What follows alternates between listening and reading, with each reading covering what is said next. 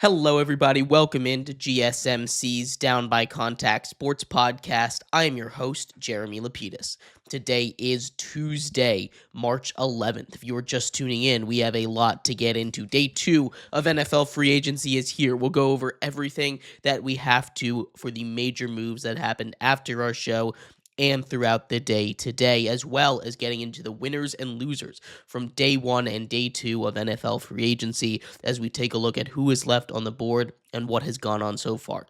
We also take a little bit of our look at baseball. Garrett Cole, one of the best pitchers in MLB right now, out for the season. Tommy John surgery. He will undergo it his second year in a row. He gets injured in the spring. Not a great sign for an aging star or for the Yankees. And we preview what the Detroit Tigers might look like this year. But before we do any of that, remember, if you would like to be an even bigger part of the show than you already are, all you need to do is go to gsmcpodcast.net. Or if you're on YouTube, you can use that super chat feature. If you do either of those two things, a message should pop up on the bottom of the screen for you, me, and everybody else around the world to see. If you do have a burning question about sports, anything at all that you would like to ask, go ahead and throw that in the comments. Throw it in the chat. I will get to it as soon as I possibly can.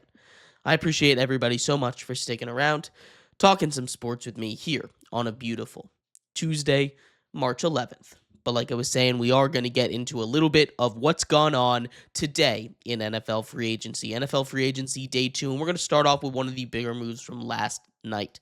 We saw the Chargers go out and get their new running back, right? They go out and they get former Steelers running back Najee Harris on a 1-year, $9.25 million deal. He's going to come in presumably to replace the job that J.K. Dobbins did last season. J.K. Dobbins, pretty solid last year. He's not the perfect running back. Neither is Najee Harris. Najee Harris isn't a guy that I'm going to look at and say he's going to be an elite person. He's going to be an elite running back. But what he can do when he comes in is be a solid power back. You have a couple of other guys that can be change of pace back there. This is, again, a deep running back class, although running back is probably not the number one concern that the Chargers need to address.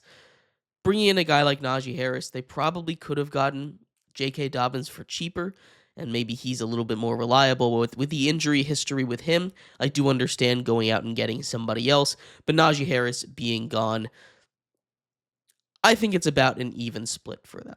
One more big quarterback move was taken care of today as well, as Daniel Jones moves to Indianapolis. Daniel Jones will compete for the starting spot over there, and this is a really fascinating spot for him, right? The Colts have said that it's an open competition for Anthony Richardson. Anthony Richardson, I think at this point, might even consider, if I was him, asking for a trade. I know that I still believe he can become something, although that's definitely fading. But Anthony Richardson in his career has only started about 20 games so far. He barely started any games in college. He doesn't have a lot of experience. He's dealt with injuries. He dealt with benching that messed with his confidence and stuff. But he showed us stuff. He showed us that he can be a competent starter. And he just needs a year where the Colts believe in him fully. And this is not happening, right? The Colts are saying, we don't believe in you. In fact, we think Daniel Jones might be better than you, which is not great, right? Daniel Jones is probably the 34th-ish best quarterback in the NFL. He's a borderline starter. He's someone that can come in and be competent.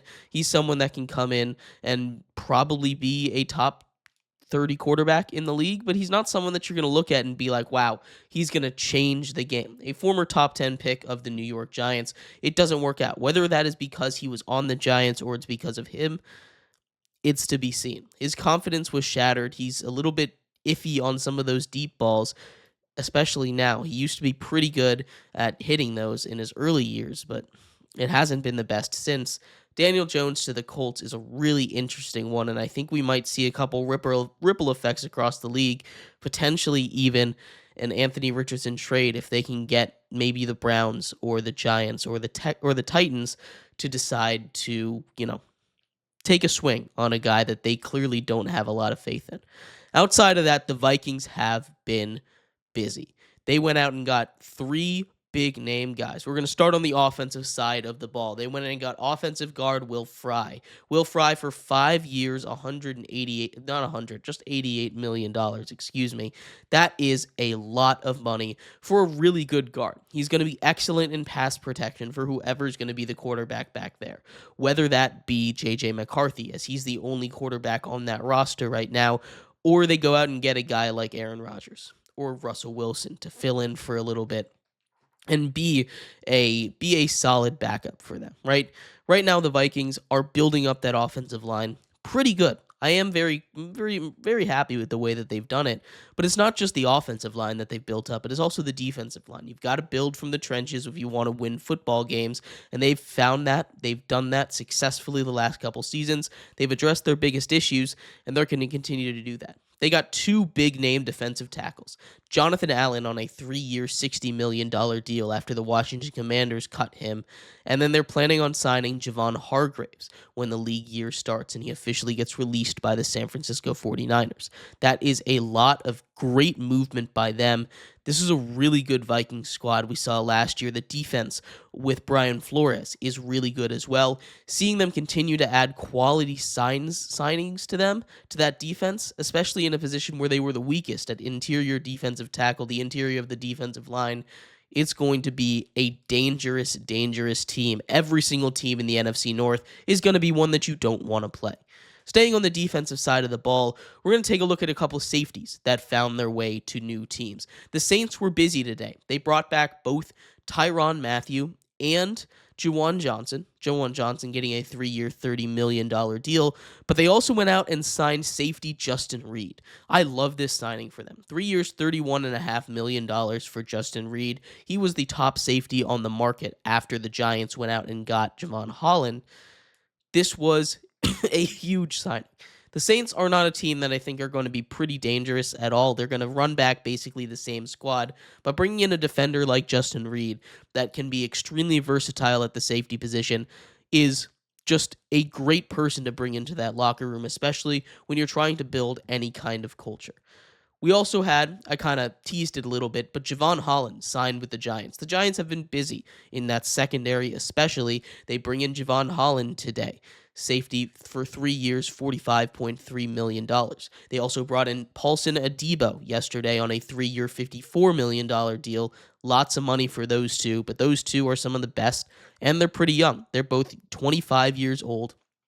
They're both going to contribute to a pretty solid defense, one that could surprise a lot of people as we get into the league. As we get into the league year, as we figure out what's going on with this Giants squad. As long as they can stay healthy, that defense should be one of the best in the league.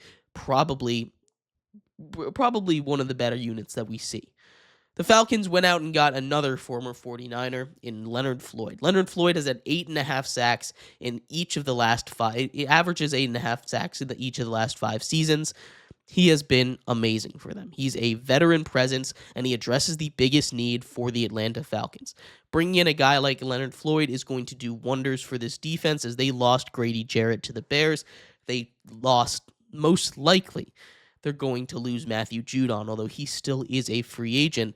Maybe they can find a way to bring him back. They still need more edge rushers in the draft, but that's been the Falcons' biggest weakness for a long time. Getting a guy that can consistently get 8 sacks every single year is pretty big, and Leonard Floyd comes back home to Atlanta.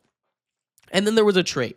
The last big piece of news that came out today was a trade between the Eagles and the Texans. The Texans have been wheeling and dealing their offensive linemen. They send Kenyon Green and a 5th-round pick over to the Philadelphia Eagles in exchange for CJ GJ. That is really interesting, right? The Texans already had one of the strongest secondaries in all of the NFL, especially with their cornerback room with Lassiter, and on the other side, you have your all-pro cornerback, right? This is an interesting deal. I think they're going to they're continuing to add to their strengths while taking away from their weaknesses. So at the end of the day, I don't really know what the Texans are doing. There aren't a lot of great offensive linemen left. All of them have really been scooped up in this free agency class. We take a look at the guys that are remaining. None of them really step out and scream this is going to be a guy that's going to come in and make a big deal. They brought in Laken Tomlinson, a guard, on for a 1-year, $4.25 million deal, but the Texans desperately needed to protect CJ Stroud, right? What they're doing by blowing up the offensive line, not just blowing it up, but getting rid of the pieces that could have had a rebound season, it doesn't make any sense to me. They get a 5th-round pick, give up a 6th-round pick, so maybe they're trying to get better in this draft, but I just don't really see the vision behind what the Texans are doing this offseason. I like CJ DJ. I really do like what he's doing. I really like the player that he is and what he can bring to this Texans team. But at the end of the day, you need that offensive lineman more than you need a safety, and I don't really like this deal that much. But let me know what your thoughts are.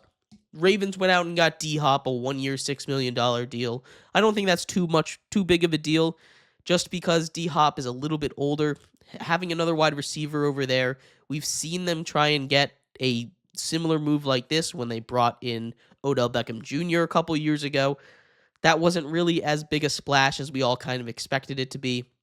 I think D-Hop still's got a little bit of juice left in the tank, but it's just not going to be one of those moves that really moves the needle too much for me. DeAndre Hopkins, a little bit too old as we head further into free agency. We will keep you updated on everything going on around the world of sports, around the world of free agency. But real quick, Caleb asks, who do you believe wholeheartedly is the worst free agent signing? Right now, I think the worst free agent signing is going to be Sam Darnold. That's a lot of money to give to Sam Darnold. We talked a little bit about it yesterday. The Seahawks, and we'll talk about it when we get to our losers section of free agents, winners, and losers. The Seahawks went out and they traded a top 10 quarterback in the league in Geno Smith for a guy that isn't even top 16, not a top half of the league quarterback, arguably top 20. I could see him falling anywhere from like 17 to 24 in that range, but you gave up the most important position in sports for a 3rd-round pick, Geno Smith, and you replaced him with a guy that's not going to be able to handle pressure anywhere near as good as Geno did. It just doesn't make any sense to me. That, I think, is the worst signing of free agency so far. But we're going to take a quick break. When we come back, winners and losers. We're going to start off with the winners. Who's done the best job so far in free agency and the offseason? We'll talk about that coming up next here on GSMC's Down by Contact Sports Podcast.